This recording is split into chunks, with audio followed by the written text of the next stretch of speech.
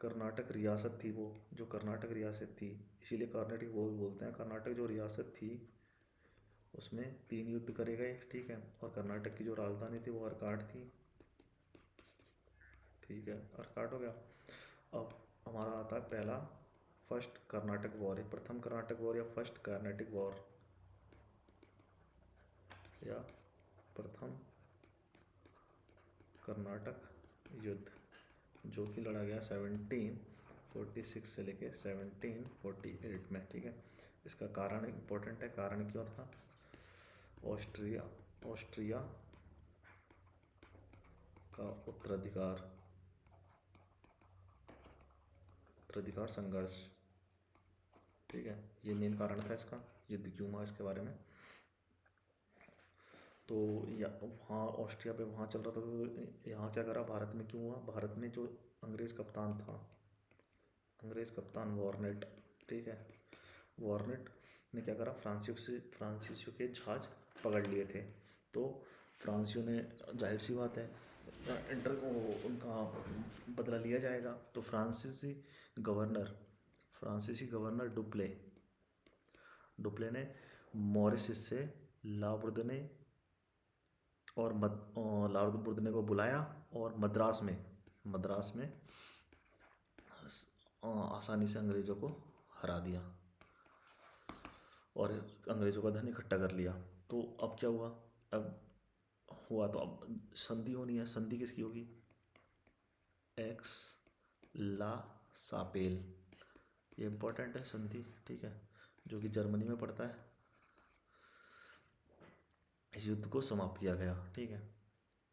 फिर अब ये यही नहीं होते, मतलब जैसे अब फ्रेंच जीत गए, तो फ्रेंचों ने क्या करा, फिर एक और युद्ध लड़ा, सेंट टोमे का युद्ध। सेंट टोमे का युद्ध किस किस के बीच हुआ? फ्रेंच वर्सेस अनुवुद्दीन, जो कि कर्नाटक का नवाब था, ठीक है, क्योंकि वो उन्होंने पहले ही इंग्लिश को हरा दिया था, तो अब नवाब की बारी, नवाब इंग्लिश का ज़्यादा वो कर रहा था सहयोग, तो इसीलिए इन्होंने वो करा, ठीक है।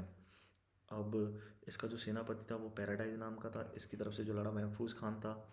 इस पे सिर्फ 930 सिपाही थे और इसकी तरफ से 10,000 सिपाही थे अप्रोक्स, लेकिन इनकी मॉडर्न टेक्नोलॉजी थी जिससे कि ये जीत गए ऑन द वॉर, ठीक है। अब इसी के सहयोग में सेकंड कार्नेटिक वॉर हुई, जिसका समय भी इम्पोर्टेंट है, 1749 से 54, और इसका कारण था भारतीय रियासतों का आंतरिक संघर्ष, ठीक है।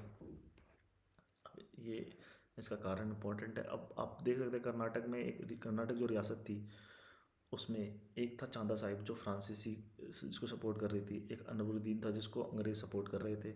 ऐसी हैदराबाद थी, हैदराबाद में मुजफ्फर जंग को फ्रांसीसी सहयोग वो सपोर्ट कर रहे थे और नासिर जंग को अंग्रेज़ सहयोग कर रहे थे। तो इस प्रकार से इनमें युद्ध हुआ। अब युद्ध होना है तो एक युद्ध है अंबूर का युद्ध,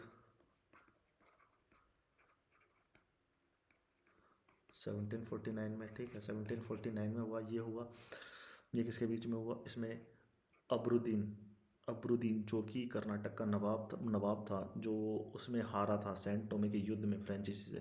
फिर ये युद्ध में लड़ता हुआ मारा गया। और कुछ समय बाद जो नासिर जंग जिसका सपोर्ट कर रहे थे इंग्लिश कंपनी, वो भी लड़ते हुए मारा गया। और जैसे अब दोनों वो हार चुके थे, तो फ्रांसीसी ने मुजफ्फर जंग जो कि वहाँ हैदराबाद का, उसको सहायक संधि से हैदराबाद का नवाब घोषित किया और उसकी उसकी रक्षा के लिए बुस्सी एक और वो था सैनिक, वो फ्रेंच का, उसको वहाँ पे तैनात कर दिया।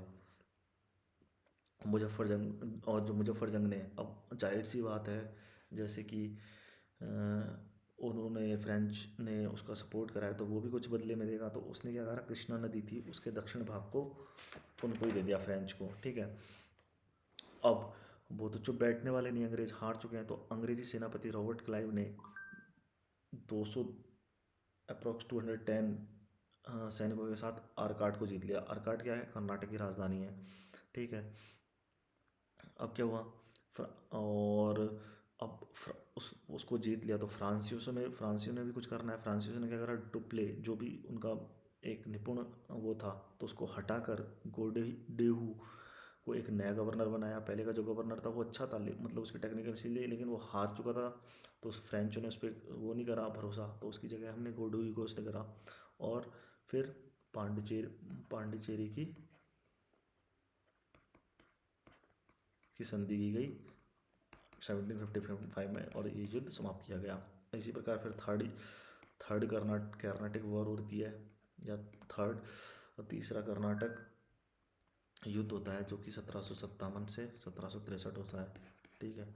अब इसका कारण क्या था? इसका कारण था 1756 से 1763 के बीच कनाडा को लेकर इंग्लैंड व फ्रांस के बीच सप्तवर्षीय युद्ध का कारण था इसका, ठीक है। सप्तवर्षीय युद्ध, ठीक है, 7 years वॉर था। तो इसमें एक बैटल हुई थी, बैटल ऑफ बंडी वॉश या बंडी वॉश का युद्ध, जो कि एक निर्णायक युद्ध था 1760 में, और ये हुई थी अंग्रेज फ्रेंच के बीच में। अंग्रेजों की तरफ से लड़ा था आयरकूट, और यहाँ से लड़ा था लाली, बबूसी बोल सकते हैं, फ्रेंच इंग्लिश, ठीक है। और इसमें इस जो युद्ध था बंडी वॉश का, इसमें निर्णायक रूप से अंग्रेज जीत गए, और अंग्रेजों ने पौंडीचेरी पर कब्जा कर लिया। फिर इसका युद्ध जो समापन हुआ, इसकी पेरिस में संधि की गई। पेरिस की संधि से युद्ध समाप्त किया गया, ठीक है।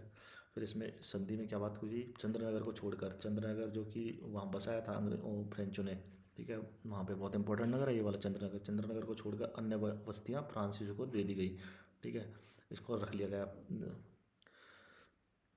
1693 में फिर डचों ने पौंडीचेरी पर कब्जा कर लिया, ठीक है, पौंडीचेरी पर कब्जा कर लिया। और रिजविक समझौता हुआ था, रिजविक समझौता। उसमें क्या करा? जो पांडिचेरी अंग्रेजों था, देख, अंग्रेजों ने जीता फ्रेंच से, फिर डचों ने जीता अंग्रेजों से पांडिचेरी, और फिर रिजविक समझौता हुआ। रिजविक समझौते में डचों ने ये पांडिचेरी फ्रेंच को दे दिया वापस, ठीक है। और तो हाँ, अब बस इतना ही, अब इतना ही इसमें है, जब यह आगमन था ना, अब इतना ही है। अब हम पढ़ेंगे नेक्स्ट क्लास में उत्तरकालीन मुगल बादशाह के बारे में, लेटर मुगल्स एम्पायर जो भी रहे औरंगजेब के बाद, उसके बारे में नेक्स्ट क्लास में पढ़ेंगे। तो अभी तक के लिए थैंक यू।